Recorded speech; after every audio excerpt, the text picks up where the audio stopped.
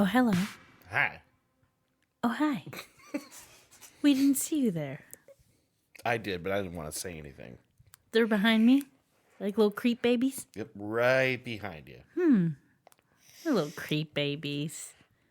Hi, goslings. Oh, boy.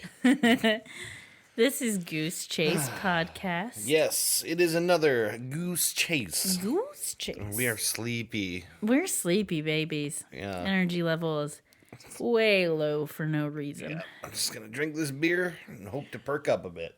All right. Mm-hmm. Oh, I'm just gonna yawn. I kind of think we have an excuse to be sleepy. I mean, we still have sort of like travel hangover. Yeah, I'm still on vacation and I did like nothing the past 2 days, and so my energy level just drops. Yeah. But it's been good. Vacation was good. I wanted to tell you a story as part of this intro here. Okay. I didn't tell it to you earlier because I thought it would be fun for the podcast. Okay. This is our lives now. Withholding information because I think it would be good for the podcast. Save it for the podcast. So my mom has a dog, Zoe. I knew that part. Yeah, I didn't withhold that. That would be a pretty big secret considering she's friends with Boba. Yeah. But on and off, my mom and stepdad have considered getting a new dog. A second, not a new dog. They're not replacing Zoe, but a second dog. Throw it out that old dog. Just forget that one. Let's try. That one's Start shitty. from Let's scratch. get a new one. They want to get a dog for their dog because Yeah. Zoe's a weirdo. And she does a little bit better when there are other dogs around. And when she was at the rescue she was around a lot of other dogs and seemed to do really well in that situation. Yeah. And I noticed when I was taking them to her and Bo to the dog park all the time, specifically labs, because she was at a lab rescue, she can tell them apart from other dogs and will like run up to them and start playing with them immediately. And she doesn't do that with other dogs. Interesting. Really weird. But anyway, that's not the point. The point is they go through a phase and they're like, let's look for another dog. And then get all excited for a little bit and then they back off and then they'll do it again. So they're in one of those phases. So we were looking at dogs on Pet Finder last night. Yeah. And I bookmarked a couple for my stepdad to look at because he wasn't home with us. Yeah. So this is just a warning. This is not going to a place where they are, in fact, bringing another dog home right now. Because I feel like it sounds like it's leading up to that. It's not quite there yet. But what did happen is in our searching, we saw a dog on Pet Finder that looks a lot like Zoe. And we were kind of under the impression that Zoe is a cattle dog lab mix. She's like 45 pounds. She's got like tan and white fur. Yeah. Almost has like Shiba Inu face. Yeah. But like kind of pointy. Doge face. Yeah. But definitely some kind of like herding, running sort of dog. She likes to herd other dogs. Yeah. She likes to run around in circles. So, this other dog, in the description, they said he's part Carolina dog. And he looks a lot like Zoe. Okay. So my mom started looking up what a Carolina dog is. Carolina dogs. Now, a pivotal part of this backstory, my brother Gary always teases my mom that Zoe is a dingo. Okay. Because she resembles a dingo, but on shorter legs. She doesn't quite have the height that dingoes do. Where is this going? Where this is going is that Carolina dogs are often referred to as the American dingo. They are a feral dog that is usually like southern states, but it has been migrating north, and she was rescued from Tennessee. Okay. So Zoe might be Carolina dog, and in fact might be dingo. Zoe may be a dingo after all. She might be a dingo after all. Man. I texted my brother and was like, "You were right. She's the American dingo." I was gonna say, what does he think of this? Because I knew you had to tell him. He basically was like, yeah, that's what a dog looks like when it's left to breed on its own. Yeah. And, so dingo, Carolina dog, same difference. That's what right. happens when dogs are wild and left to breed. But I just thought it was great because I was like, you were right all along. Like, he said this as a joke, but he was right. In fact, the dog is a dingo. She's a dingo. And may eat someone's baby. She did not eat anyone's baby. She might. I mean, maybe keep the babies away from her, but I don't think she'd eat a baby. Wouldn't put it past her. Don't know. She's a good dog. Yeah, so they're just like obsessed with these Carolina dogs. And they're not like completely wild. There are people that domesticate them now and like try to breed them now specifically.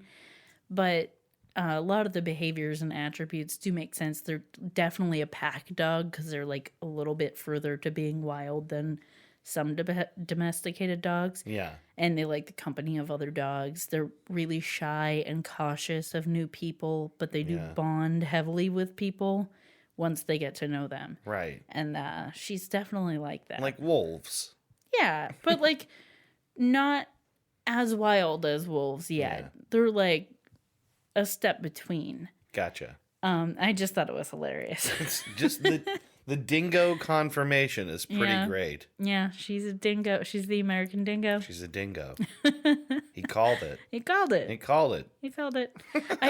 And at one point I had looked at pictures of dingoes and went, Mom, like she really does look like a dingo. Like, because my mom would be offended. She's like, she's not a dingo. She's not a dingo. Stop it. And then I showed her a picture and she went, oh, she does look like a dingo. So I just thought it was a beautiful moment. Yeah, it's pretty good. Our little Zoe dingo baby. Little Zozo dingo. Mm-hmm. Little dingo Zozarina. Mm-hmm. Wow. Yeah. So we took our trip, which we talked about on last episode. Yeah, and I was thinking we would kind of go into detail about some of the parts of the trip for the middle segment. Okay, yeah, we could do that. We could save that conversation for later, but we had a pretty good time. Yeah, I had a fantastic time. Yeah. I kind of can't get over what a good time we had, considering 18 hours of it was spent in the car. Yeah. With I think more, actually. Yeah, with two other adults in like a four-seating car. Yeah. And, well, 5 if you got a real tiny person and can shove them in the middle. Yeah. And luckily we didn't. But we got along really well. No one was bickering or fighting or like, getting upset over stupid stuff like you sometimes do when you're on the road for long amounts of time. Yeah.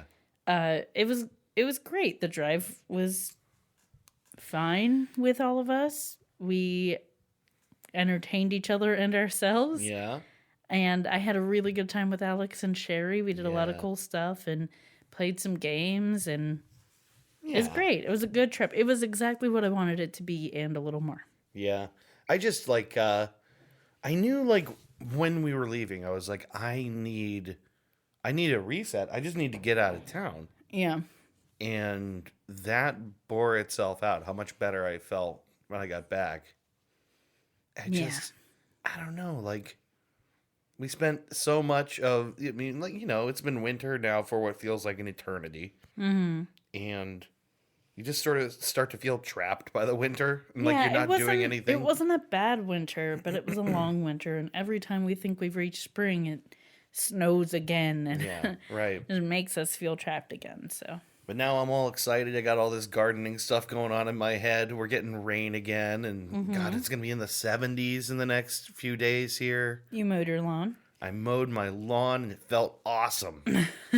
Like, I will never understand your enthusiasm for that, but no, it's normally I hate it. Yeah. Give it like a month and I'll be over it. It was just that first sign of spring. Yeah. And the fact that I hadn't mowed my lawn, it is now late April. The last time I mowed my lawn was July. Yeah. Yeah. It's a long time. Because I just kept letting it go. Like, fuck it. It doesn't matter. I just let it go. It's gonna snow. Yeah, right. It's gonna snow again anyway. It'll be over with soon enough. It'll just I won't be able to mow it anyway, so what's the point? Yeah. Let's just get goats. Yeah, goats would be a thing. Yeah, and then you'll never have to mow your lawn again. Yeah. And also, Bo would have goat friends. I wonder if he would have goat friends or goat enemies. I mean, the only thing to do is get goats and find out. That's not the only thing to do. I think it's the only logical step. I mean, the other option, and hear me No out other here. options. Yeah. Nah. Nope. Now I'm all geeked up because I have in my head, I told you a little bit earlier, I have this beautiful vision in my head. Beautiful vision. I'm having a cherry tree. Yes. I want to have a cherry tree. So the inspiration for having a cherry tree is that Cherry beer. we went to New Glarus, one of our favorite breweries of anywhere, but you can only get their beer in Wisconsin. Yeah. And they've now made this a part of their branding. I think it's been a part of their branding for a long time, but their taglines are like drink indigenously and only in Wisconsin. Yeah. And those are, it's true, you can only get in Wisconsin, and it's a damn shame. Yeah. People have been really is. arrested for bootlegging it, for like selling it at bars outside of Wisconsin. Yeah, like you can take it with you, but you can't resell it. Like that's the thing. So, we brought back with us, like a full case plus 8 bottles plus 2 big bottles of delicious beer. And one of the best ones we had there. We went to the brewery and our friends had suggested a beer to us. And instead of doing a tasting, because we had already tried a lot of the other beers, we're like, let's just get a whole glass of that one each. It was so good. What's it called again? It's called Wisconsin Belgian Red. Belgian Red. Yeah. And it's cherry beer. Yeah. And it takes a lot of right here. cherries in this beer. And now Dave wants to make his own. I have a beautiful vision of a cherry tree. So he wants a cherry tree. The thing is, like, I don't think it's that bad an idea, but I also think, like, if I actually intend to keep the cherries, there's a lot of work involved in, like, keeping birds out of them. Yeah, and you are playing the long game. Yeah, I mean, well, I don't mind, like, letting a tree go for, like, 4 years, pruning it a little bit and just kind of keeping an eye on it and waiting to see what happens. That's not a concern. But what I am worried about is that when it finally does start producing, animals go nuts over that stuff. Yeah, between birds and insects and squirrels. So you sort of need like netting and all kinds of stuff. It's not easy. I knew someone who did that with her blueberries. Yeah. Because she would get animals raiding her blueberries. Yeah. And also, they used to have like apricot trees or something like that, and they used to actually get yield on them, but they live in PA, and once stink bugs moved into the area, they haven't had yield since because the stink bugs immediately demolish all the fruit. Those things suck. Yeah. I hate those stink bugs. We saw one in Wisconsin. Do you remember that? Oh, yeah. You know what? We'll talk about it later. I was going to say, you're giving all this middle segment stuff out. I don't mind talking about it, but I know you wanted to hold off. I'll talk about the detail later, but we did see one in Wisconsin, and they're not typically that far west. Yeah. We saw quite a many of them, I think, didn't we? Weren't there more in that? There were other bugs. Oh my god, yeah. But not those. Just a single stink bug. Just a lone stink bug. Mm-hmm. Here's another thing as just a little opener as far as like, stuff that's on my mind lately. Mm-hmm. I've been watching a ton of This Old House. Oh yeah, you did mention that. Yeah, so like I'm watching the most recent season, which I think it's still on. I don't think it's ended. Oh really? With the same dude? Oh, it's like the same like 4 guys that have been doing this forever, like this like crew of dudes who work on houses and stuff. The one guy, wasn't that show he's like really famous, or at least he was to me. There was one in particular. Ty Pennington. He's not on This Old House. I don't know what you're thinking of. Are you thinking of the same show? I thought it was, but it might have been another show. But he was like this kind of craftsman who was all over like HGTV networks and stuff. And okay. I want to say his name was Bob, but now I'm not sure. Bob Vila. Bob Vila. That's who I'm thinking of. Yeah, so he did something. Maybe he was even on This Old House. I'm not sure. I thought he was, but I could be misremembering. But this is the PBS This Old House. Okay. It has been around for like 40 some seasons. Mm-hmm. And like these Boston dudes, like, going place to place and working on people's homes. And I really want to learn to do stuff. Like, I bought this circular saw now, what is like 2 years ago. I made one weird cut with it that freaked me out where the blade got caught, and I've been afraid to pick it up ever since. I just want to like get over that and start building things. Because I have ideas like crazy. I have all kinds of things that I want to fill this room with shelving. Like, I want to do a lot of things. You could probably find a class at like Lowe's or Home Depot that would at least like maybe a small woodworking project that would, wet your whistle a little bit and get you comfortable with the tools. What I need is a big, strong man to wrap his arms around me from behind, right? And guide me with a circular saw. Okay. Nothing sexual. But if there's a little dick in there, it doesn't hurt. Not in the way of the saw. Just like up against your butt. Well, no, I just think yeah. No, I just think like I need to like work with tools with people who work with tools. Strong men. Big strong men and their hulking tools. That's what I need. He's wearing just the tool belt. Not in front of my salad. Not in front of my salad. Not in front of my swing set. You know what? If you're listening, just Google, or maybe don't, not in front of my salad. Maybe not at work. No, definitely not at work. Not at work. But yeah, no, I really do. It's porn. It's porn. Specifically gay porn, But it's the funniest, like, confrontation in all of porn. There's like censored versions of this available on YouTube. But anyway, I want to learn how to do stuff. I want to learn, like, this, it feels to me like having a home and having all these kind of, like, unique spaces, like this room, this studio, is kind of a unique little space. My kitchen presents its own unique challenges because it's arranged a certain way where there's not a lot of room for a lot of things. Yeah. I just have all these spaces that I like to do things in that I could build something more custom and useful than I could buy. Yeah.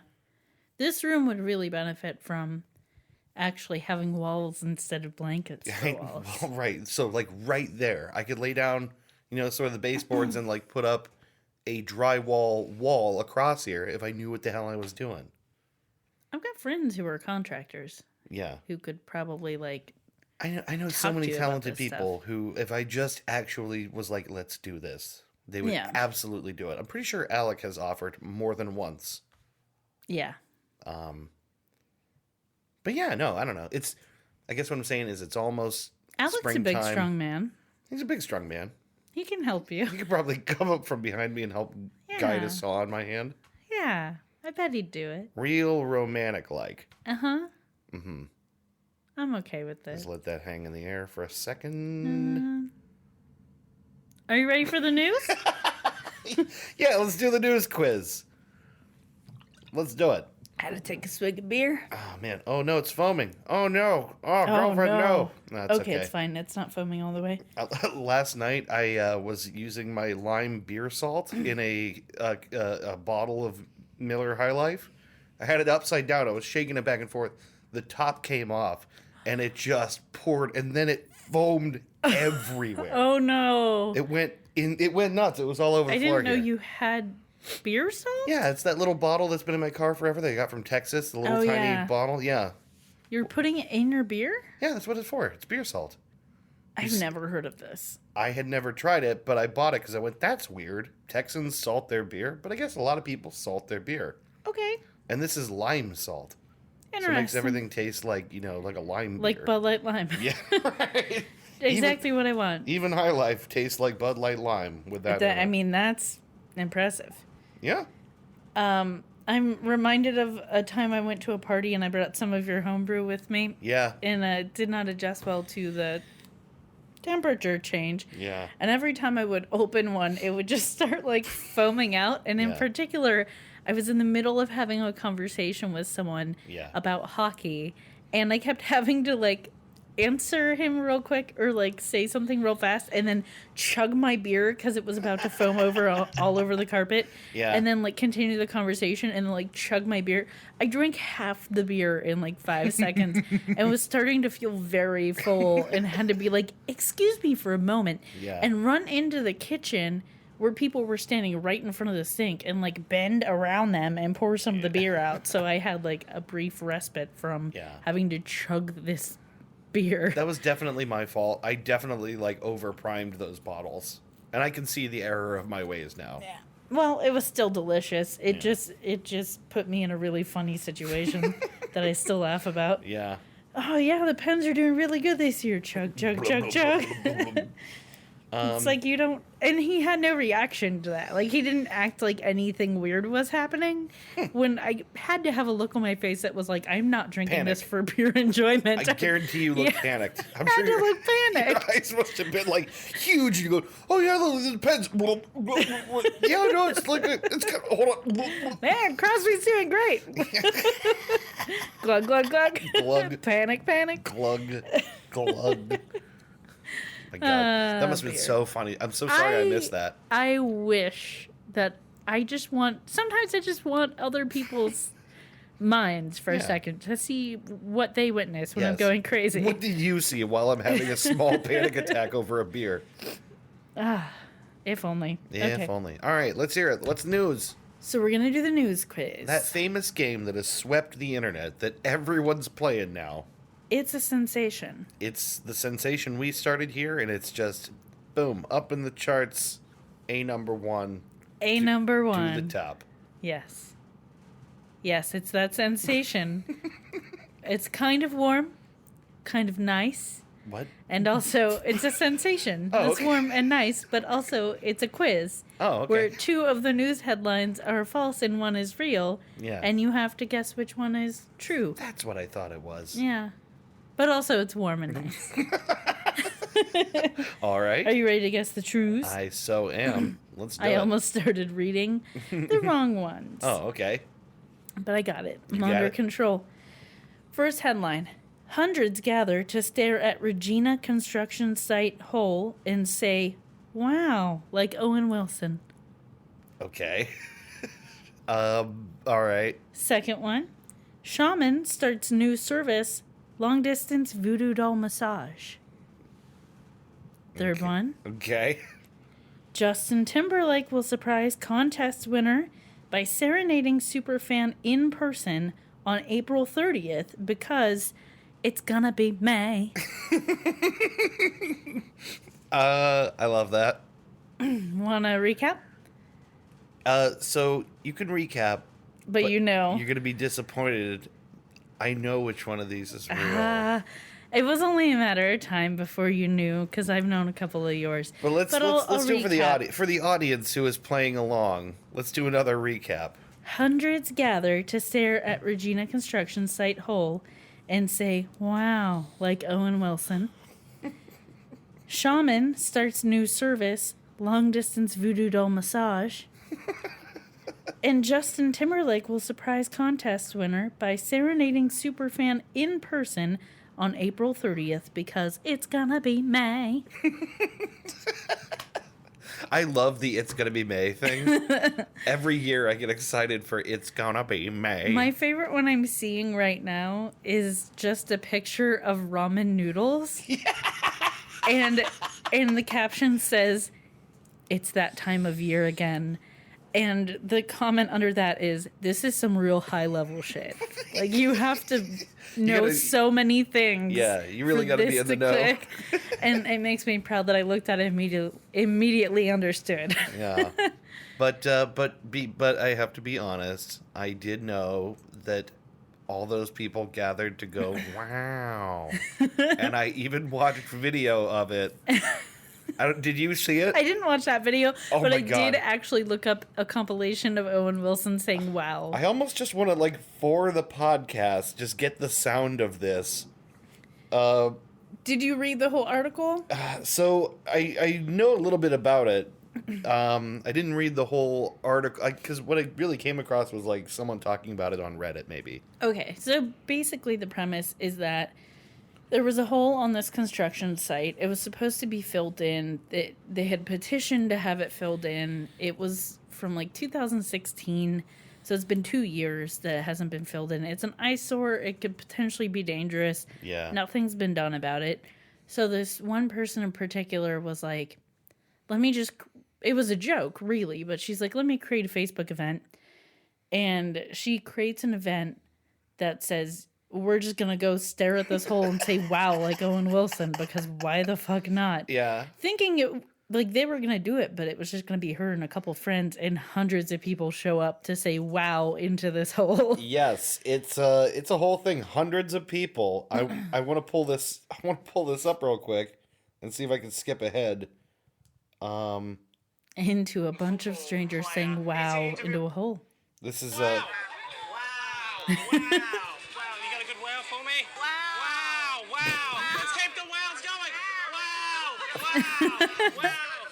I like the wow coordinator in this video. I like the one who's like, you got a good wow for me? Beautiful event. It's just so very weird. Wow. It's been fantastic. How many people you reckon? I wanted to find more people saying wow. I think that's fine. Yeah, this is like a guy's personal. Now I'm mad because I don't want anything that he has to say. I don't want to hear it. I just want crowds of people going, "Wow, wow." Also, just everyone do yourselves a favor and find a compilation of which there are many of Owen Wilson saying "wow" in like everything he's ever been in. There's a 10-hour version right here. Wow. Honestly. Wow. Now that you mention it, it is half full. Wow. He has I a love very it. distinct wow. He does, and he says it a lot. Wow. Like, do normal people say wow that much? People might just be writing wow into scripts for him so now. here was my thought. It kind of became his thing, and so people started writing it in. Or it just was like a filler thing that he started doing when he wasn't exactly sure how to convey something or exactly sure. Oh, wow. Wow. Like how some people would be like, oh, that's interesting. Yeah, His is just like, wow. Yeah, it's just this like filler noise to buy time. Yeah. And show interest. I don't know which it is. Sure, but he does seem to say wow a lot more than most people say wow. And just the way he great. says wow. Yeah. I mean, does anyone else talk like that? Right. He's got it's that very fucked distinct. up nose is what happened, I think. That makes him say wow? Yeah, it makes him go, wow. He is a little nasally. Yeah, I think it's just fucked up nose. Break your nose enough. Wow.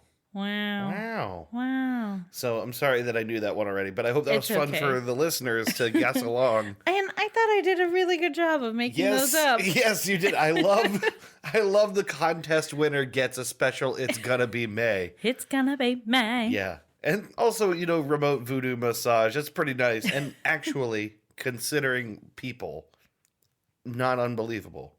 Right? That one was kind of stolen from Clickhole. Yeah. It was loosely based on a headline they had. Whenever I find stuff on Clickhole, I can never use their headline, but I'll use their concept because they're very blatantly satirical. Yeah, like there's always a sort of a punchline in the heading. Yeah. That makes you want to go further. I think the direction they went with it was like something about how like a very nice witch was doing voodoo massage. A very nice witch. It's like a not evil at all witch. No, it's like super actually nice. kind of a nice witch. That's so silly. I love Clickhole so much. Yeah, they're solid. I rip them off all the time. Yeah. Yeah, it's good. So you want to talk more about our trip to Wisconsin? Let's talk about our trip to Wisconsin. Yeah. Specifically, Yes. you know what I want to talk about. No. You know? Yeah. Oh, the house. Yes. Yeah, like crazy cool. I could not explain whatever. For the record, what we're about to try to describe cannot be described to you. I am not a spiritual person. I don't believe in magic. The best ways I can describe this place is like childlike whimsy and magical. Just like looking around going, it's magical. You kept calling things majestic. Yeah, everything was majestic. So basically what this is there's a large rock, and this gentleman who is not named Alex Jones, because I kept wanting to call him Alex Jones. You called him Alex Jones multiple times. Alex Jordan. That is not, yes, that is his name. Yes, Alex Jordan picnicked on this rock and spent a lot of time there and ended up basically buying it off of the landowner. Yeah. And had this dream that he wanted to build himself a house on this rock. And so he did. It became this kind of obsession. And then once he did it, people kind of started coming by just to see it. Yeah. And then he ended up moving out. Like, he was actually living there for a little bit, but he moved out and made it an attraction. Was like, people want to see this. And the obsession kind of shifted from just an idea he had that he really wanted to make happen into wanting to make something for other people also. Yeah. And adding more and more to it. One of the coolest things on the house itself is the infinity room. Yeah. If you see pictures of this house, so look, it's called House on the Rock. Yeah. And one of the reasons I wanted to go is because Neil Gaiman mentions it in his book, American Gods. Yeah. It's considered like a place of power. Yeah. And a place of magic, and it's where the gods go to discuss important things. So when you look at pictures of the House on the Rock, there's this elongated portion that extends off the side, and you can see it just extends over a valley. Yeah. Like, there's nothing Like a long below it. bridge. Yeah. But it doesn't lead to anything. It just eventually stops. Yeah. And it's enclosed. Has a really, it's like a cantilevered design. And you can walk about 3/4 of the way into it. And then there's a little like barrier, but you can look over the barrier and there's like plexiglass or something, and you can look straight down. Yeah. The closer you get to that barrier, the more it creaks. That freaked It was me really out. scary. And I was putting on a good show and be like, no, like, I'm really excited for this. This is great. And then the closer and closer I got, I was getting real freaked out because I am afraid of heights. Yeah. And I looked down over the barrier and had the distinct thought, yeah, I could die like that. Well, like, I'm not necessarily... This could be how I die if this whole thing goes. I'm not afraid of heights exactly. What I am afraid of is, like, I gotta trust this guy's engineering that this is not gonna collapse. Like, I'm fine with looking... Yeah, and he was not an over- engineer. I could look over, a bridge that's like an actual bridge that I trust and be like, oh, cool, that's really far down. Yeah, I am afraid of heights, but Yeah. I continuously challenge myself to just do the things anyway Yeah, right. because I know it's worth it. Yeah. I've Which we did. tightrope walked before. I had like harness and everything. It was like 50 feet in the air. Yeah. I bungee jumped from 50 feet in the air, so not as not huge, but definitely higher than I'm comfortable being. Yeah, right. So I like to push myself, and that's why I was really excited about going out in the infinity room because I was Yeah. like, it's gonna be cool. It is kind of cool. gonna hate it, but it's gonna be cool. Because you can hear the whole thing creaking does and cracking. creak. And Yeah. every couple of steps I stopped and went, oh my God, is it moving? I think And it's then- moving. And we were told that Alex, our friend who we went to visit, who had been multiple times, Yeah. did tell us that if you're out in that room on a windy day, you can feel it move. It wasn't particularly windy when we were on it, but you can kind of Yeah. gently feel it. That was really cool. There are parts of the rock are like built into the room. It's kind of what's the guy's name who Oh, built? well, yeah. So the story is that Alex Jordan was inspired by, or sort of like considered himself a response rival to. yeah, Oh, I had his damn Frank name. Lloyd Wright. That's right, Frank Lloyd Wright. And Frank Lloyd Wright's is called Taliesin or Taliesin. That's his house that's kind of built on a rock. Okay. And the reason they're kind of considered rivals or like pitted against each other is that Frank Lloyd Wright's has to constantly be like repaired and updated and Yeah. to make it stable and everything. The house on the rock has been around for a very long time, and there are occasional things that need to be updated, but it doesn't seem like the real structure of the house has needed to be corrected or anything like that. So Which is both comforting and a little bit freaky because it's yeah, like, it's I kind hope, of untouched. I hope somebody's checking. And also the fact, oh, I'm sure they are. Yeah. Also the fact that he was an amateur. It's not like he Yeah. was trained in any of the things he did, but also he was kind of a professional learner. Yeah. Like he taught himself a lot of things, and in a lot of cases, if he couldn't find something easily, he would just go, I'm just going to make my own and just make something from scratch. So he started with the house, and then he started adding and adding and adding and adding. So he has collections, just things that he collected and things that he made his own versions of. Dollhouses, a bunch of dollhouses. There were some ladies behind us while we were going through the dollhouse room that were just like obviously had been collectors of dollhouses growing up and were just like really into it and really admiring them and discussing, oh, I wonder where he got all the dollhouses from. I bet all the rich estate sales he got them. And meanwhile, he probably built half of them. right. And meanwhile, I'm just looking around and pointing out every single dog, Yeah, right. every miniature dog, going, dog, puppo, there's a doggo.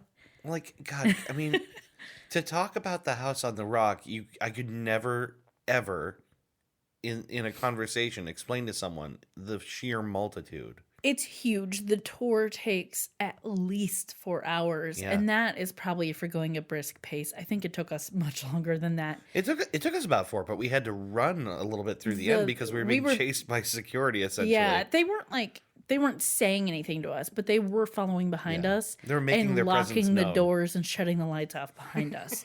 Like they won't kick you out per se, but as soon as you're out of an area, they shut that shit down. Yeah. So we knew when they started following quickly behind us that it was time to pick up the speed. Yeah. But yeah, they have the actual house, and then that's the first part you go through. Right. Before that, they have they've added an area. It's like a mini museum out front. Yeah, it has pictures and it has things you could read, and I was enjoying reading all of it. And you guys are kind of giving me a hard time, but they're like, let's just go experience it. I'm like, I get that, but also it's fascinating because I just wanted to get into his head of like, why would you do this? Yeah. Like, what makes you do this? Right. And we did get a little glimpse. We did read something that said, whenever he'd add something new, he would, let people in to look at it and sit off to the side and kind of observe them.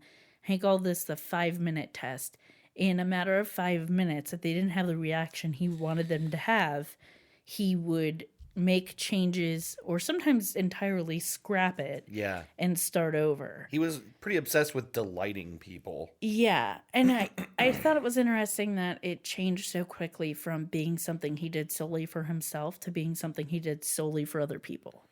Yeah, you know what? Like, that was... That became his obsession. Yeah. Was once he realized that people were excited by something he made, that was like his new drug.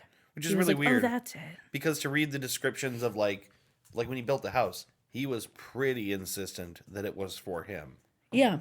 And then I guess just people wanting to come and see and all that, he discovered how much he loved amazing people. He probably loved the kind of fame that it brought him in town. Yeah, right? and I think it might have been kind of the camaraderie of being like, oh, yeah, I made this just for me, but this is something other people like too. Yeah. And maybe that ignited something in him. Mm-hmm. I don't know. I mean, obviously he has since passed and we can't ask him to his face exactly what motivated him. And I think there'd be a lot of reasons, a lot of things that he would say.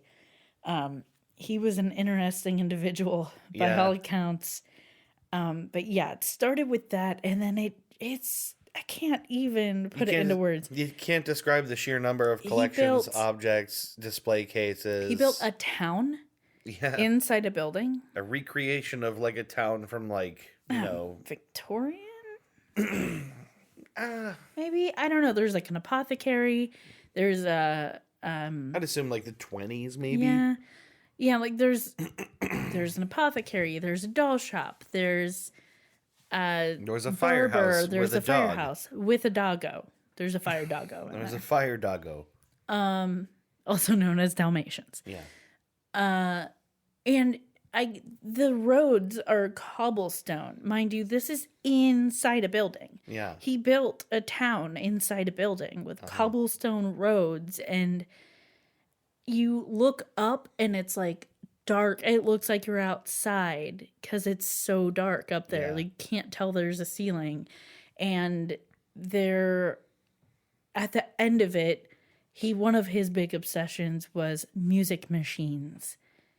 And some of them were like the ones where you put a coin in and it's like a metal disc with holes punched in it and it spins around and it plays it almost like a record. Yeah. And Like a other player ones, piano on a revolving wheel. yeah, and other ones are like they have actual instruments and like animatronics that like move and play the instruments. I think he made a lot of them himself. I think so. Some of them it seems like they were brought in or they were replicas he made of existing ones. There were so many of these things. When you buy your ticket, which is $35 for the entire tour, which is broken into 3 sections, the house itself, the second part which leads up to the carousel, and the third part which is collections. Yeah. And you get 4 tokens a piece with your ticket. And we were trying to use them wisely, but we did end up with extras, which the gift shop kindly lets you cash in as money Yeah. at the end, which is kind of nice. Yeah. And I'm not normally a souvenir person, but I was so fascinated by this place. I bought all kinds of stuff because I was just like, I can't let go of what I felt here because I felt like a little kid. Yeah. I felt like a little kid looking around and seeing something for the very first time. And now that I am 30 years old, that feeling doesn't happen very often. Yeah, I So agree. feeling that again and being like in total awe of something was amazing.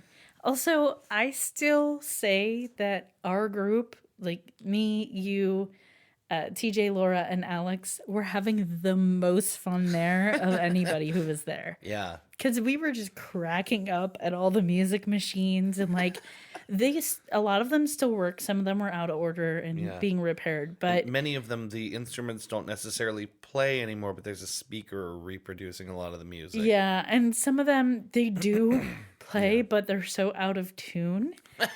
And it's like, you know what it's supposed to sound like, and it doesn't sound like that. It was just so funny to us. Yeah.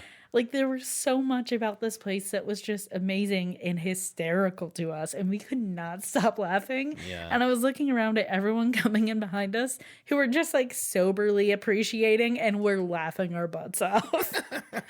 And I'm like, no one had more fun there than we did. It's like, you guys are totally missing the opportunity to enjoy parts of this ironically. Right. And it was, I don't know, the whole experience was great, but just it defies so explanation. Much, much. There's a room that is a gigantic whale fighting a gigantic octopus. Yeah. It's several stories high. You kind of like walk around the outside of it, and there's like collections of things in cases in the wall that you can look at. Yeah. But as you walk around and get to the top, you notice that there's a boat in the whale's mouth, which you can't see from down on the floor. Yeah. I bought you a penny, a smooshed penny in that room. And smooshed. Smooshed penny. Because you always got those growing up and you like them. I like souvenir pennies. And it has the giant whale on it. That was really cool. Yeah. I almost don't want to say too much more, I guess. Like, part of the joy of this place was we didn't know that much about what we were going to see. On the one hand, that's true. And on the other hand, I don't think hearing about it is going to make it any less amazing because it sounds crazy and it doesn't sound as cool as it is. But there is more. We can cap it there. There's more to it. Yeah. We're not even done yet. No, we didn't even begin to talk about everything. There's just so much there. Like, being at the House of the Rock really is like getting a view into one guy's, like, his dream made manifest Yeah. in a way that most people don't get an opportunity ever to do. You kind of walk away being almost obsessed with it as he Yeah. was. And I walked away with more questions than answers Yeah, right. of just like how How? and why. It was so fun. It was a great experience. And the Yeah. next time we go, I want to go back. Yeah. Like, Oh, yeah. I could go back a billion times and not see everything there is to see. Yeah. Because you only have two eyes and you're like heads on a swivel the whole time, but you can't take it all in. Yeah, right. There was something that we pointed out to Alex while we were there. I think this was his fourth time. Yeah. And he hadn't noticed it until that time. Yeah, right. Because one of us, I think TJ or you, No, it's pointed it TJ, out to him. yeah. TJ noticed it. So, if you are in Wisconsin, it's about 45 minutes outside of Madison. Yeah. Roundabout. Go check out the House on the Rock. Yeah. It is an amazing experience. There is nothing else like it. If you will have never kids, see anything that's like great. They'll love it. If you don't have kids, go be a kid. Yeah. It will make you feel like a child experiencing whimsy. Yeah. It was amazing, and I'm just still obsessed with it. It's I the know. one thing I keep trying to like explain to people, like, yeah, it was this really cool thing, and nothing does it justice. I Words just don't sound like do a it crazy justice. person. Yeah, there's a giant whale fighting an octopus, and I mean, even that, like, we could talk about that it's big. Oh, The yeah. scale is just ridiculous. There's so much about this place you just can't even put into words. yeah, Definitely recommend someone go see that. I suggested, and if you do, please tell us what you think, because we loved it. Well, we are running long here today, That's okay. The House on the Rock is worth it. so why don't we take a little break No breaky. and we'll come back with the main segment for this episode. All right. Sound good? Uh-huh. Okay, cool. Bye-bye.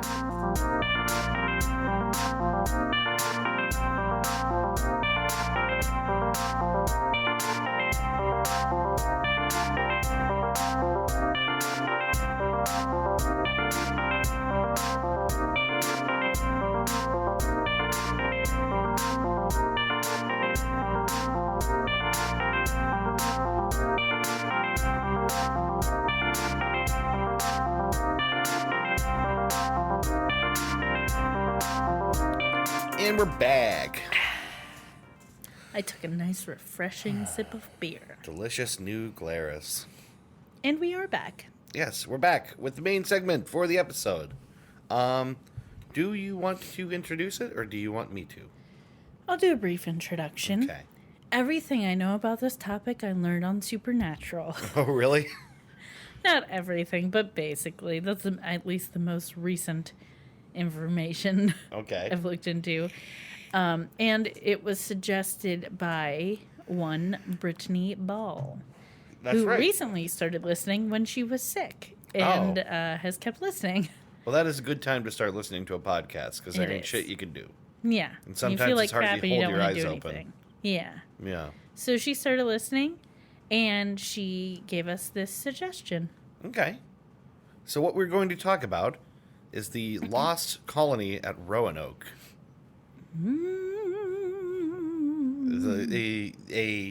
A group of settlers were left on a colony at Roanoke, North Carolina, when the English were beginning to explore over here, and then vanished. And then they were no more. And then they were no more. Or were they? Huh. Anyway, so let me start off by introducing where Roanoke is, and a little bit about it. So, it's what is currently Dare County, North Carolina. It was first, sort of the first time that the English landed here and began to explore it was in 1584. It's a long time ago. The expedition to Roanoke was financed by Sir Humphrey Gilbert, whose half-brother was Sir Walter Raleigh, who chartered and, set up the voyage itself. Oh, yes, Sir Humphrey Gilbert Gottfried. Sir Humphrey Bogart. Yeah, so Walter Raleigh never actually visited Roanoke, That bastard. but he was responsible for sort of, funding it. Yeah, drawing up and actually, no, it was financed by Humphrey Gilbert, but he kind of like pulled the strings and everything. Queen Elizabeth I, the charter that she drew up stated that Raleigh was to discover, search, find out, and view such remote, heathen, and barbarous lands, countries, and territories to have, hold, occupy, and enjoy. Okay. That's the official language on what they were going to be doing there. There was also a dual purpose, which was to establish a base from which they could launch privateers to intercept Spanish treasure fleets. Treasure. Because as always, when dealing with the New World, it's all about treasure. Mm-hmm. It's always about treasure. Always secretly about treasure. Oh, let's go to this new place that no one else has ever been before. Mm-hmm. There's definitely going to be treasure there. It just comes out of the ground. It blooms. Know it. I just know treasure grows on trees. Treasure. This is a Karen Kilgariff thing. Okay. But I insist on saying it treasure now, too, because it's adorable. I think so. So a little bit of geography. Roanoke is an island off the coast of mainland North Carolina, near the Outer Banks, that kind of area. Looking at the early maps that they drew up, it kind of looks like the area has changed a lot, or they just weren't that accurate with their maps. But it could be either. It looks pretty different. So this period of European history is fascinating to me. The major powers of Europe all having an interest in the new land and its many possible riches, treasures. There's this greed, that comes from the world's leaders having been told about this beautiful, unspoiled land, We must go and spoil it for ourselves. We must immediately spoil it. I just think it's a really interesting period in time because it represents, like, some of the last big unknowns of geography. Mm-hmm. Just like times where people were actually discovering parts of the world, Yeah. And there's just, so much out there for them to explore and steal and fight over. And it's just the worst of, like, it reveals some of the worst of our human behavior, you know? So I'm always a little bit fascinated by this period of, like, the European expansion, Yeah. Also, the Genesee sign has been talking to us, and now it's just out. Yeah, the beer sign is out. Creepy. It'll come back. So, let's talk about some of the earliest voyages. An expedition was sent on April 27th, 1584, to explore the area, and they arrived in Roanoke on July 4th of that year. So it's like a 3-month, no less. It's a little bit more than 2 months, like 2.5 month journey. Mm-hmm. They immediately established relationships with this. Oh God, I'm gonna fuck this up. The Secotans, Secatash, and the Croatans. How do you spell it? Secotans. Secotans. Yes.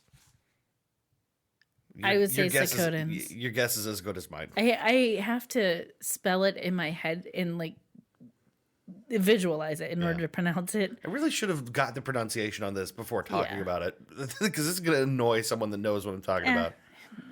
So it annoys them. So they established relationships with the native peoples, and everything was definitely going to be just fine from then on. It was going to be great. They weren't going to take their lands. Everything was going to be... They were just going to respect that they lived there first. Hunky-dory. So people... Here's how to pronounce it. Oh, my goodness. Nope, you hit YouTube. It is on YouTube. Dead air. Oh, hold on. I'm sorry.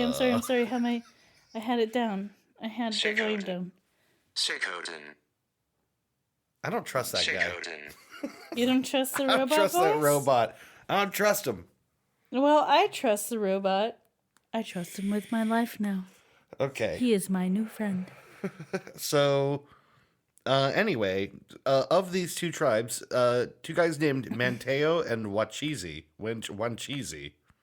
whatever, actually went back to England with the people that initially arrived.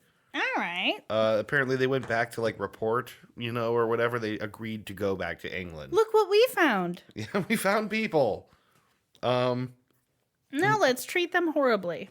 So they went back to report to Raleigh, and then they sent a second expedition after this. So again, they had arrived July 4th of 1584. They sent another expedition April 9th of 1585. So like like less than a year later. Mm-hmm. They sent a second ship led by Richard Grenville, which, or rather a second expedition composed of 5 ships, which all have varying degrees of success of like getting there. Mm-hmm. Some of them get like derailed or end up a little bit further south. Some of them are overcome by scurvy. Yeah, some of them, like a giant sea squid eats one, I think. Yeah, that sounds right. Yeah. There is I wrote, this is an actual Wikipedia quote that I'll just let stand for itself. During the initial exploration of the mainland coast and the native settlements, the Europeans blamed the natives of the village of Aguascagok for stealing a silver cup. As retaliation, the settlers sacked and burned the village. Yeah, that seems equal. Yeah, that's what I wrote. Seems proportional to me. Yeah. Right. You took my cup. Yeah. Let me burn down your house and kill your family. In fairness, it was a nice cup. I mean, it was a really good cup. It was an heirloom. Yeah, it's hard to come by those cups. Isn't that crazy? Like, Yeah. it's almost as if they wanted it to go poorly. Human beings suck. Yeah. Well, it is the mindset that we are people, these are heathens. It's a less than mindset. Yep. So they justify to themselves that that's a perfectly rational thing to do, Yeah. a perfectly acceptable way to behave because these are subhumans who need to be taught a lesson. Yeah. I mean, that really we need to domesticate them in order for them to understand our ways. Best way to do that is to sack and burn a village. Yep. Woo! Woo. So anyway, basically, the second expedition arrived in the Outer Banks, did some exploration, set some people on fire, and then in 1585, Captain Grenville decides to take 107 men from the mainland to settle on Roanoke Island, right? Mm-hmm. He promises to come back with more men and supplies, but that never happened. And actually, I'm not really sure how he planned to do that. I didn't see mention that anyone else was headed there, but whatever. So in June 1585, on the mainland, the natives had decided all this shit with the cups and the fire and the White Devil was no good. And there was something of a destruction of the Outer Banks colony. Mm-hmm. And people were exhausted. Grenville hadn't returned after a whole year. Everything was destroyed, and then Sir Francis Drake just happens by on a boat full of riches, offering to take the Outer Banks people back to England. Mm-hmm. He's coming from somewhere else with a whole bunch of gold he pilfered. He's like, road trip. Yeah, right. Like, hey, you guys Ocean trip. You guys are having like a real bad time. You want to like come with me? You guys look horrible. You want to go home? So a solid most of them say fuck yeah and get on the boat, which just so happens to be the boat that clues England into the existence of potatoes, maize, and sweet, sweet tobacco. Ooh. Yeah. I wrote, England is never the same since. The boat that makes them send people back to ravage the States more. Yeah, right. That's where they get the hunger. Mm-hmm. Well, tobacco. Tobacco. What are you going to do? Yeah. That sweet, sweet pipe leaf. That tobacco. Yeah. Obviously, the English like it a whole lot because they smoke it in every form possible. So, then, as if by cosmic irony, Grenville's relief boat shows up right after, finding nobody in the mainland, and goes back to England, leaving behind a scant 15 men at Roanoke, basically as human flags, just there to sort of, you stay here. This is ours. This is ours. You're gonna just kind of hold the fort down for a minute, right? So now, it's now 1587. A full year has gone by of certain rich Englishmen smoking a bunch of pipeweed before they get mad that the pipeweed is gone, and a boat returns to Roanoke, led by John White, a former Roanoke colonist. Ah. Okay. They bring 90 men, 17 women, and 11 children with the intent to settle. Right? Master pilot Simon Fernandez insists on setting up a new colony, so they do. They reestablish relations with the Croatan, or whatever, and other local tribes, who maybe have possibly not forgotten the whole Silver Cup fire and resultant fighting, because some of them refuse to meet with them. Understandable. Yeah, there's still a little bit of outstanding beef. Yeah. The I don't want to get near you, because if I take one look by accident at a silver cup, I'm done. If I should happen to glance at your cup, I don't know what's going to happen. Well, it's like already an abusive relationship has been formed. It's like these white guys come in, and we don't know what we're going to do that's going to piss them off. Yeah. I just wanted to admire the cup. I wonder what happened to that cup anyway. Who knows? Yeah. But we know what happened to the village. Yeah, right. Well, not the village, but the home of the Native Americans. Yeah. So, where was I? Sorry, anyway. I distracted It's you. okay. The colonists beg Governor John White to return to England to ask for help. So he does at the end of 1587. He leaves behind 115 people. He picks a bad time of year to cross the Atlantic, but people are, sort of insisting and begging him to leave. And he attempts to return the following spring, but he can't. On the way back, his ships get pillaged by the Spanish ships. By Spanish ships they were attempting to take over, and they end up going back to England with nothing. So that's So his first attempt back was thwarted. Now that's the end of 1587. The return expedition doesn't actually get back to Roanoke until 1590. Shit. Right. It's like a couple of years lost. 2 years 3. in the toilet, right? On where they were like on a schedule of like, take off in April, arrive there in July. That doesn't happen. It's like 2 whole years. When they finally get there, they find nobody. That's so they land on John White's granddaughter's 3rd birthday, but again, straight up nobody there.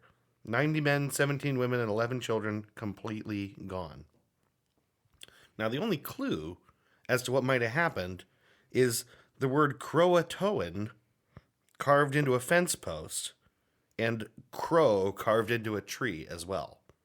Okay. It's like the Lorax's unless stump. Yeah. It's just this like kind of, just this very incomplete message left behind. That was the name of the one tribe of... Now, the Croatans are the tribe themselves, right? Mm-hmm. There is a nearby Croatoan island, right? So so it seems to suggest, okay, well, that maybe they... Leaving a message that they decided to go elsewhere. Yeah. The weird thing is they clearly had time to dismantle the place, as their homes are perfectly removed, all their buildings carefully taken away. Okay. This is not like a town is left behind and there just aren't people. It's like everything is gone. Yeah. So it doesn't seem like they were pillaged by like surrounding groups of, Native Americans or something. It's like, no, we took our time and we decided to move somewhere else. That would be one way to interpret it. Okay. And there are people have outstanding theories about what might have happened there. Mm-hmm. But like one of the compelling pieces of evidence is that there's like nothing left behind. It's not like they came through and burned everything or whatever. Everything seems to be like neatly packed away. Orderly. Yeah. John White had told his colonists to carve a Maltese cross into a tree if they had been forced to leave for any reason. Mm-hmm. But they didn't. It was just the word Croatoan.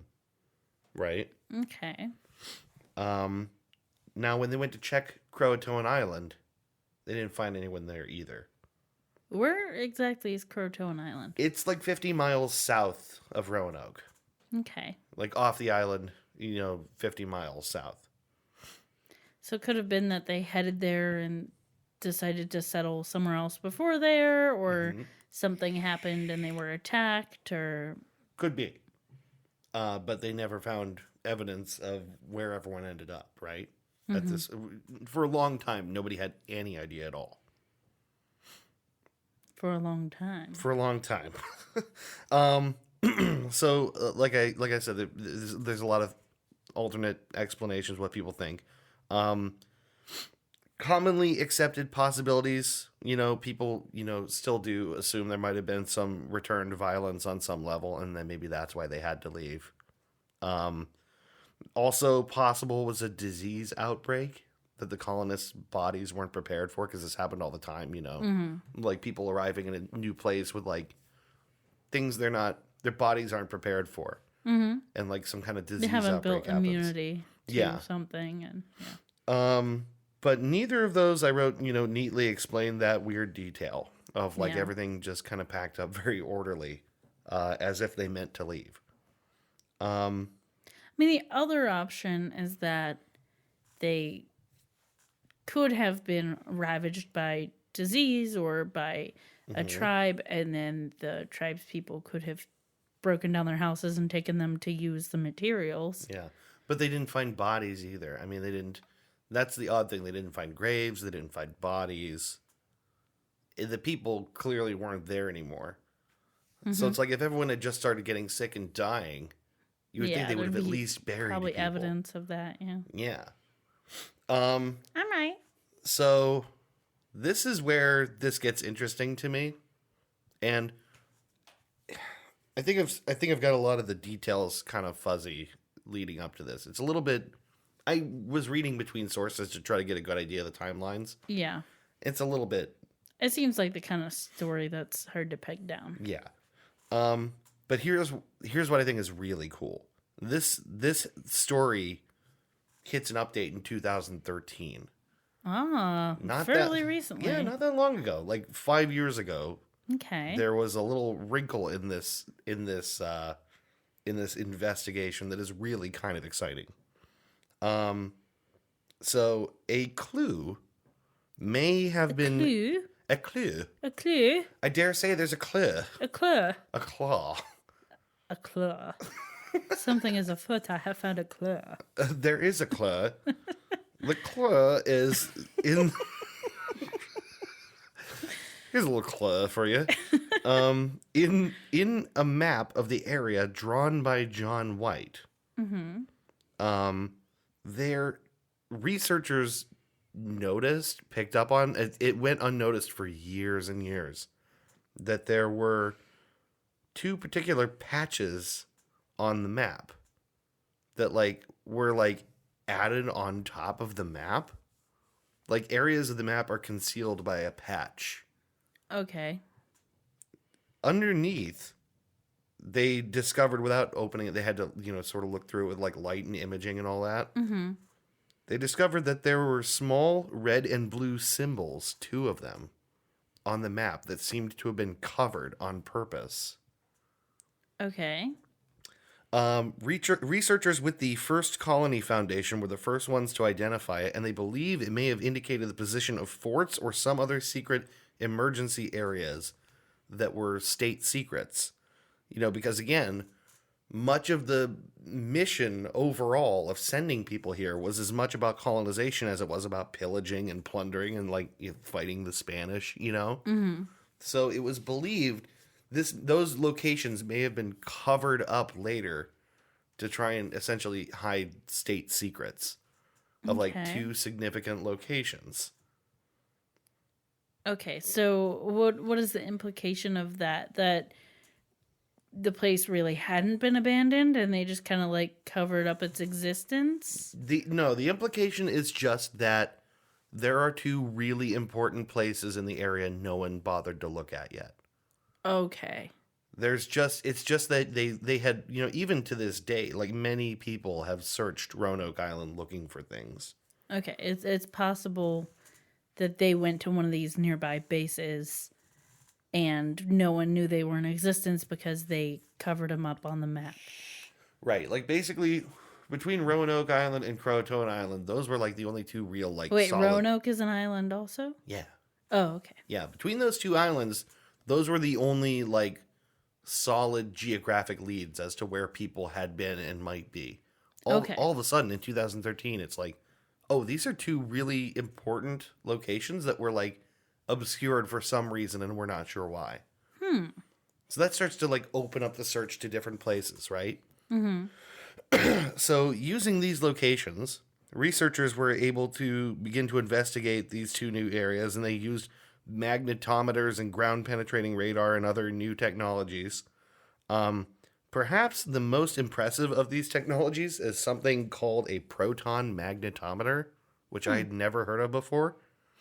But I guess the way it works is by measuring variances in the Earth's magnetic field that are caused by objects in the ground. Okay. Which is like, it makes a really, really sensitive magnet. Apparently these things can find objects buried in the ground down to like 13 feet deep. Cool. Yeah. It's pretty far. Yeah, it's pretty far. Like, far enough that, like, it's harder to find things, it's harder to find things at that level in general. You would think that even if there was a colony that was there or people that were there a very long time ago, there might still be evidence within that range. Yeah. Using these technologies at one of those sites, which was a native, they discovered the location was a Native American town named Metaquem, I guess. They identified magnetic anomalies that strongly suggested a buried structure or maybe multiple structures. Pretty cool. Yeah. In a place that they weren't expecting to find anything. Yeah. That a place that had been obscured for a very long time. Yeah. So this is where I come to, so what do we know at this point, right? Like, what new things overall, what do we know about, where these people might have gone after all this time? I wrote, this is one of the topics that, like, no amount of internet digging can actually shed any more light than, like, has already been discovered by, like, tired researchers slogging over, like, letters and digging and, going and examining sites and all of that. Looking through patched maps. And... Yeah, right. That's still so cool to me. It's like national treasure shit. I think you mean national treasure. National treasure. National treasure. Yeah. At least I wrote, as of 2015, some of the most recent findings suggest a different story than had ever really been considered that seriously previously, which was that what happened was neither disease nor murder, but something like evacuation and assimilation. Okay. So the search has now largely shifted away from Roanoke Island itself. It's no longer really considered, as useful a place to look, as the many surrounding areas where researchers believe that the early colonists may have been welcomed into the villages of surrounding native tribes. Okay. Which is interesting. I will say, a word of caution on this. Many, many people who have studied this a long time are really skeptical about this. They warn that the difficulty, in particular, of dating some of the found artifacts makes it, like, impossible to know exactly when they came from. Okay. Like, it can be really hard to get, like, a very specific date on something that you find or dig up, right? Yeah, and it could have been that, these settlements, the evidence of the colonizers. The colonists? That too. I couldn't think of the word. The colonializers. The colonializers. The colonial club. The colonists. It could be older than that tribe's settlement. That tribe could have moved into that area after the colonists moved on or something like that. It's like what makes, like, all this, like, historical stuff, like, really difficult is you're trying to find out what happened between, say, like a 30-year span. Yeah. And isolate that from what might have happened after. Right. Or even slightly before. Yeah. Like, and also, how badly does it suck that we have to be so cynical that we're like, well, we're not quite sure that it could be that they were, assimilated into these tribes because historically speaking, I know. colonists are assholes and kill native peoples over a tin cup. So Yeah, right. is it likely? Considering the whole cup thing, it is kind of like, well, how likely is that? Yeah. I mean, these people got pretty ornery over a cup. I don't know if they're all going to be friends after. Right. Well, and it could be a totally different, like, tribe or, Sure. Yeah, because there's all but these, like, still, nations, of, like, native peoples. There's all these, like... Yeah, and also, keep in mind, like, there were major communication barriers. Yeah. So I'm sure we don't know the whole tin cup story. Who knows what kind of miscommunication there could have been. Also, not defending anyone, it still seems a little bit extreme, but Yeah. who knows what kind of miscommunications there could be in that situation. But also that makes something like having a tribe welcome you into their land that you just trampled on, that they consider theirs, into their fold does seem a little bit, maybe not as likely. Yeah, it's a little fishy. Well, it's just like if the stories that we hear of people going to like parts of Africa where there's remote tribes that have had little to no interaction with people outside their own tribe. Yeah. And just going in and like wanting to be accepted as one of the tribe and like live with them and learn from them. It's like, I don't know how that's gonna go. Yeah. Well, Ben once told me, and I still think this is incredible, the story about the list of uncontacted peoples. Which was that, you remember him talking about there's like an island of people. Oh, I'm not going to remember their names. I forget. Yeah, but they're basically off of the coast of, is it off the coast of India, maybe? I can't remember. I can't remember. I remember him telling us about this, but I don't Yeah. remember in great detail. But the general idea is that these people have been uncontacted because every time we try to, they freak Attack. out. Like, they don't want anyone... Like, Well, because they don't know what it is. they'll, like, throw shit at helicopters and stuff. Like, reasonably... Yeah. That's like, witchcraft. Like, Yeah. I get that. I would be uncomfortable with that if I'd never seen it too. And also, don't take their cup. Yeah, right. If they got a special cup, like it's on a stone Just don't touch somewhere it. and it's got a light on it, leave it alone. Even if it's a plastic cup, just don't take it. Just Any old cup. It's theirs. So is there any other insight you have on this? There is more. I have more on this. So first of all, some of these, alternate dig sites, like for example, one on Hatteras Island, which is nearby, they have found Native American and European materials combined, hunks of European iron, parts of a 16th hunks, nice hunk of iron, parts of a 16th century gun, tiny copper eyelet from clothing, a rapier hilt, a large copper ingot, an iron bar, I'm just rattling shit off, right? And German stoneware. Basically, all this stuff shows up in the strata believed to be part of that time period. Okay. Which would suggest that, especially considering how close they were found to each other and, like, the assumed age of some of those things by their design, that they, that people were there, that these Europeans and the natives were there at the same time. Okay. Another compelling clue, and this one I thought was pretty cool, is that inland, near, again, one of those spots where the blue and red symbol was, something which the First Colony Foundation researchers call Site X.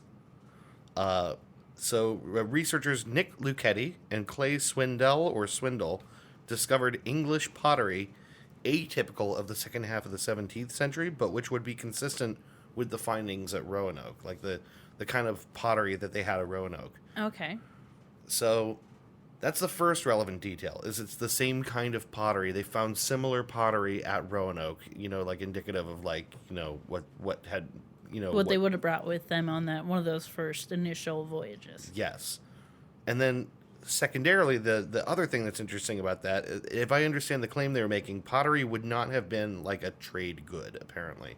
Like, it wouldn't have been something that would have had any perceived value to the natives, right? Because they have their own stuff. Yeah. It's not the kind of thing you trade. The implication that I understand is that this is something you bring with you to use, not something you trade to someone else. It's property. It's residential property, and that would imply that people had come from Roanoke inland to this spot and lived there. All right. So while it's not exactly a smoking gun, it's not it's not in and of itself enough evidence. A warm piece of pottery. It's a warm piece of pottery. It's not a smoking gun, but it is a pot. It suggests, like the best way to explain that would be that Roanoke colonists moved inland, took their chances, and they found a way to survive with people. Kinda interesting. Cool. And they're still, I believe, doing research at these sites. Yeah. So, like, this is not an over, this is not like a completed, thing where they've moved on from the site. They're still looking. So, generally, conclusion time out of all of this, right? Okay. Researchers are still not convinced entirely of this hypothesis. They're still digging. They're still looking for more compelling artifacts that tell a fuller story, but they're not quite there that they can make that solid claim yet. However, I really hope that this is what happened. Yeah. To me, I think that the alternate narrative, that what people assumed had happened for the longest time, of just like people come in, take revenge, kill a bunch of people, whatever, or people all get sick, or they like are starving and whatever. Like, yeah, and it seems like the evidence doesn't really support those theories either. Yeah, the evidence doesn't necessarily support it, and I just think it's so depressing, to imagine that I really hope the opposite is true. Because I think the story that we expect to be true is the one that we saw play itself out so many times, I guess, in like history and in fiction, of like, can't get along with the native peoples. Yeah.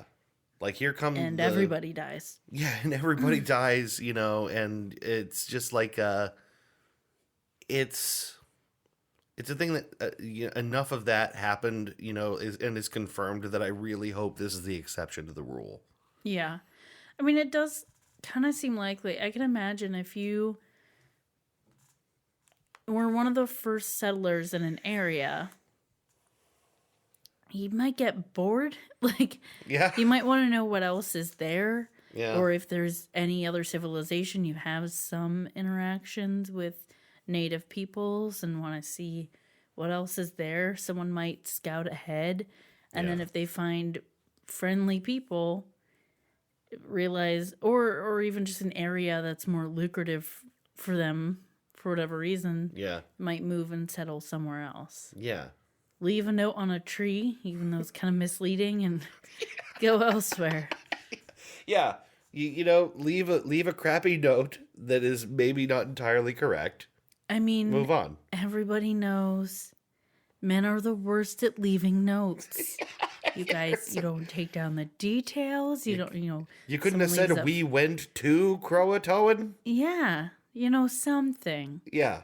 It's just something better than that. Do better on your note taking is what this boils down to.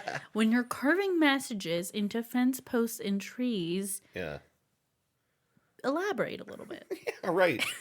Give me a little XOXO at the end. Maybe use some berries to make a little paint and paint the message rather than carving it. That just seems so exhausting. It seems like that's why you just did one word. Yeah, right. You ever try to carve something it takes a long time. Yeah. It's a real pain in the ass to try to write a word with a knife. Yeah, I'm always amazed. I was amazed in school when I saw carved messages on the backs of seats. You really were never paying attention. That took you the entire semester. That took you forever. Yeah. And Just to I know- like write your name and a swastika for some reason. And I know you used paperclip. Man, school is like prison. Uh-huh. School basically is prison. Mm-hmm. Anyway, For yeah. young, malleable minds. So yeah, that's the conclusion. Is I really hope that what actually happened was that they went out and they found shelter among people and that they were welcomed in, and that there's like at least one kind of nice. If there's one happy story out of the Outcome, whole yeah. nightmare that comes from the European colonization, you know. Yeah. Yeah, I hope that too. That's shockingly all I got. I really I wanted to th- I find think more, and that's this is a lot. this is a tough nut to crack, and you really have to like Well, go look for things. It's a mystery for a reason. You know, Yeah. it's something that people like to make up cool stories about for a reason. There's a reason it was turned into a supernatural episode Right.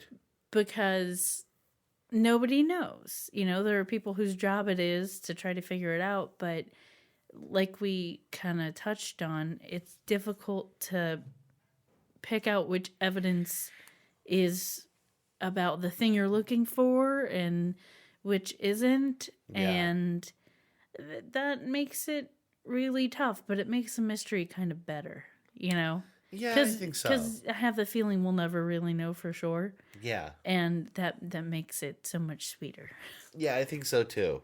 There's got to be a little bit of, there's got to be some whimsy in life. There's got to be a little bit of mystery. Yeah. You can't have, as people who are researchers and we always want to have an answer, sometimes you're not going to have an answer. And that's okay. Yeah. You can let your imagination run wild a bit. Yeah. You can just be hopeful that it is what you want it to be. Yeah, and that's basically where I leave off on this is just I have what I hope happened, but that's it. Yeah, that being stated, I do hope they are still doing research on it and they find something, Yeah. you know, substantial. Yeah.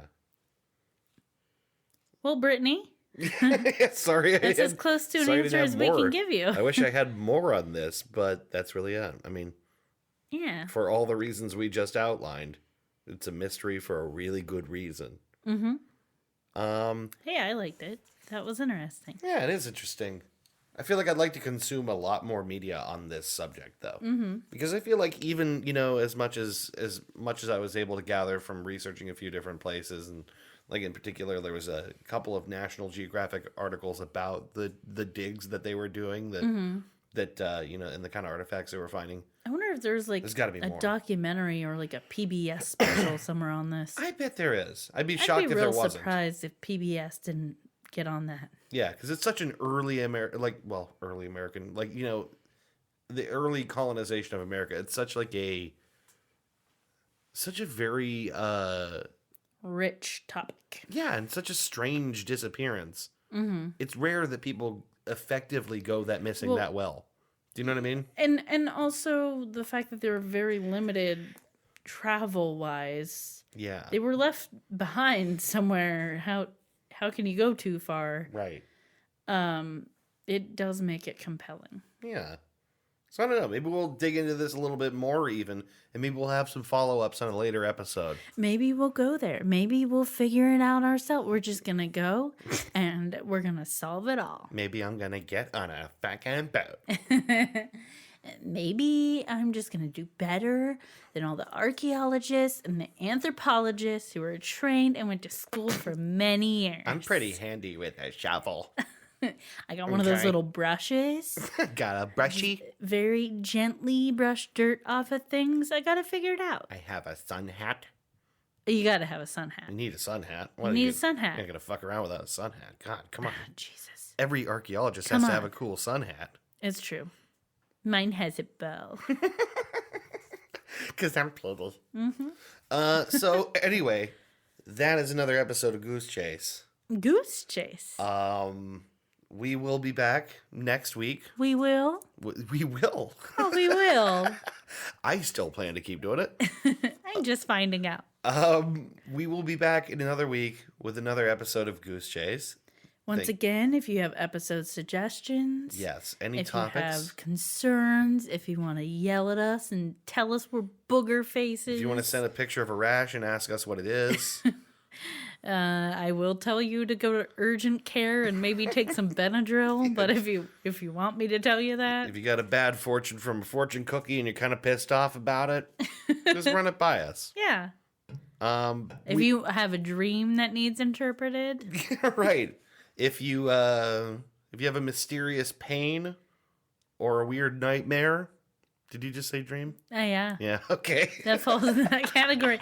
Also, mysterious pains and weird nightmares are very different. Right, they are. But, after all, we're the experts in everything. If you have a mysterious pain because of a weird nightmare. Yeah.